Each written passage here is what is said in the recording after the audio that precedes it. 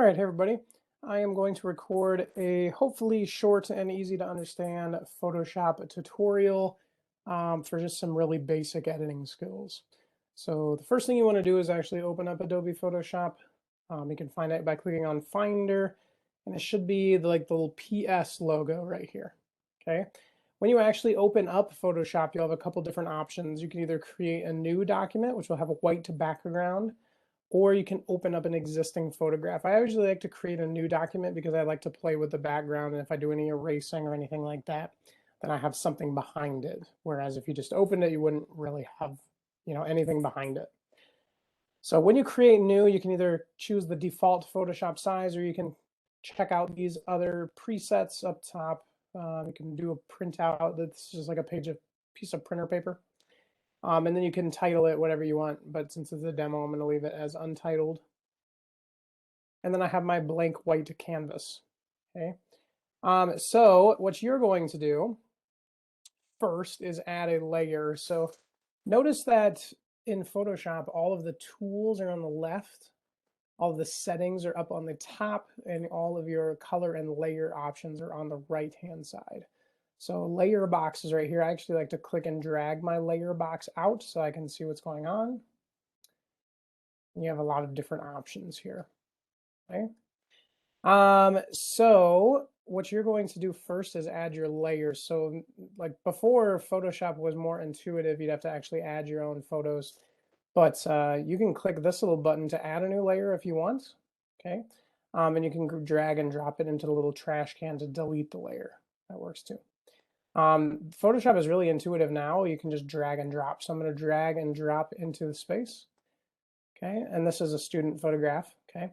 What you're going to do is if you see the little X that appears, that's because it's not placed yet. So place it where you want it to go. And then double click on it once you got it in the spot you like.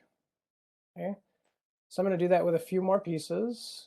So we'll do this one right here. And these are all student works that I just wanted to do a little demo on. And the whole drag and drop thing is really great. It never used to be that way. So definitely excited that you can just do that easily. And last but not least, this guy right here. Now this one I'm going to rotate so it's easier for the image. To rotate it, you just drag your mouse into the corner and you'll see it'll turn into a little curved arrow. And you can click and drag to straighten it up or to rotate it. Okay. And then double click.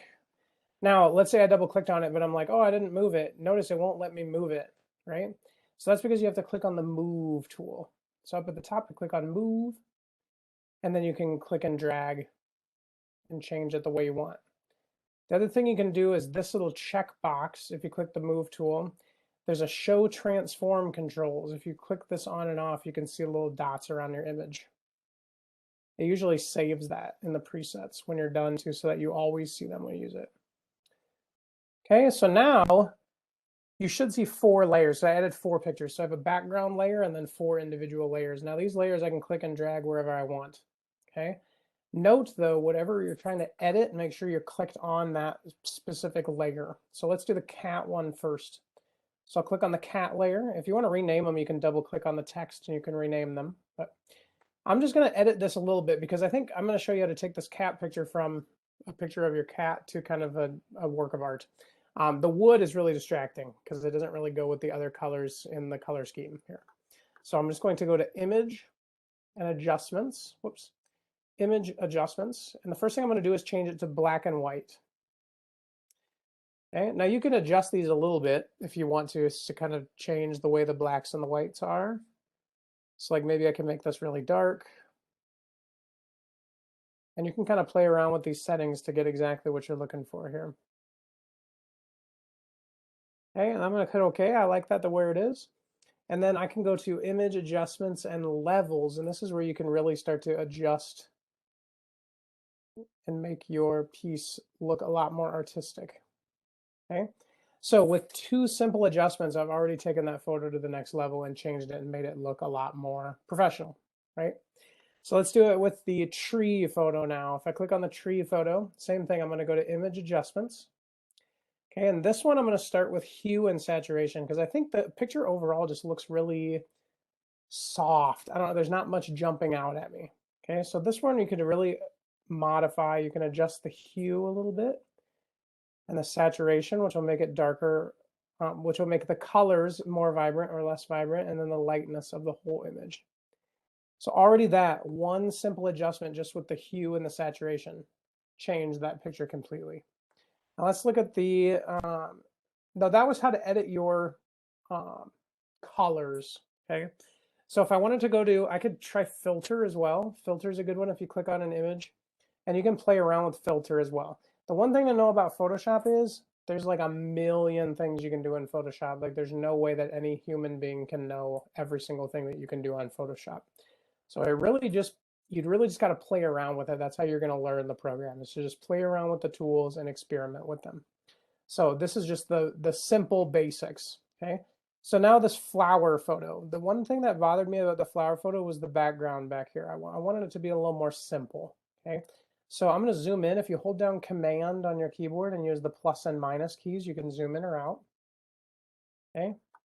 And for this one, I'm going to use what's called the smudge tool. So if you right click on any tool, you can see all these other options.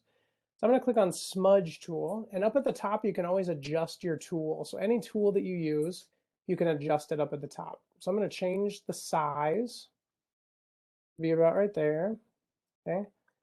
And then I'm going to just make sure I'm clicking on the flower layer, and I'm just going to start to smudge right here. So you see what it's doing? I'm kind of moving those things around and making it a little less detailed. So this is one way to kind of edit that and just make it focus on the main object in the image, not necessarily the background behind it. Okay. Some of you are like, that would look better if it was just all white. So you can actually use the eyedropper tool.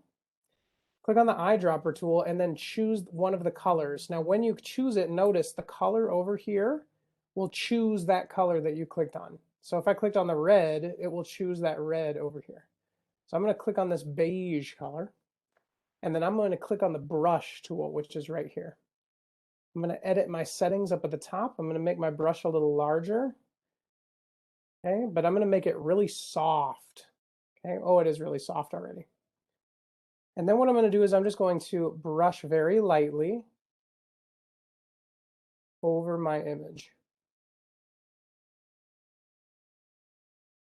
Okay, and if you want to, you can make the brush even smaller, and you can go in and do some more fine detail work. That's one way that you can go and you can actually kind of change the way the background is. Now this is really messy, okay? If I had more time, like I don't want to waste a bunch of time in your demo. If I had more time, I would go in and make it more fine detail. I would zoom all the way in with a small brush and I would contour the sides of those leaves. But for now, for the sake of the demo, you get the idea. And you can see it really brings out the flower a lot more when there's not as much going on in the background, okay? Those of you who are interested in that, I can work with you more individually. Now, the last image I wanted to show you is the ferret picture.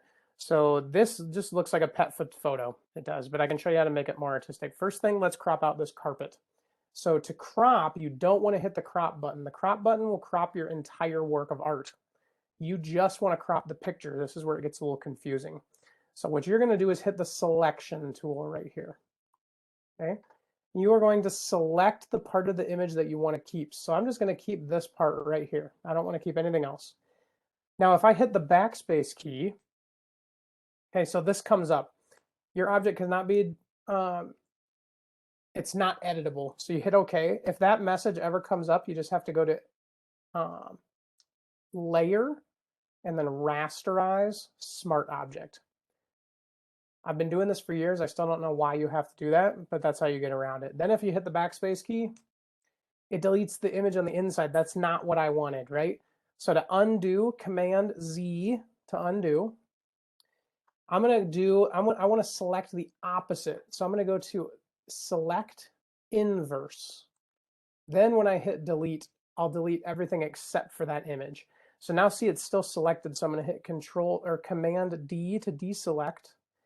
And now already my image looks a lot better because I got rid of the carpet, right? So now I'm going to make it a little bit bigger. And now I'm going to enhance those colors. So I'm going to go up to Image and Adjustments. Click on the Move tool. image and adjustments. And this is where I'm really going to start to play around. Let's try the exposure a little bit. So this is where you can drag back and forth and you can kind of adjust those colors. I didn't really like that. So let's try the levels first. So if you adjust the levels, you can make this look like a far more professional picture, really bring out those details.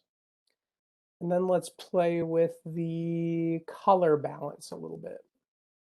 So this is where you can drag back and forth and you can enhance or push back some of those colors. Okay. So what you could do is you could really play around with these different editing tools and the different adjustments in images to make your photos look more appealing. Okay. And already, like if I zoom out of this, all four of these photos look a lot more artistic than they did when we started. And we just did a little small amount of editing.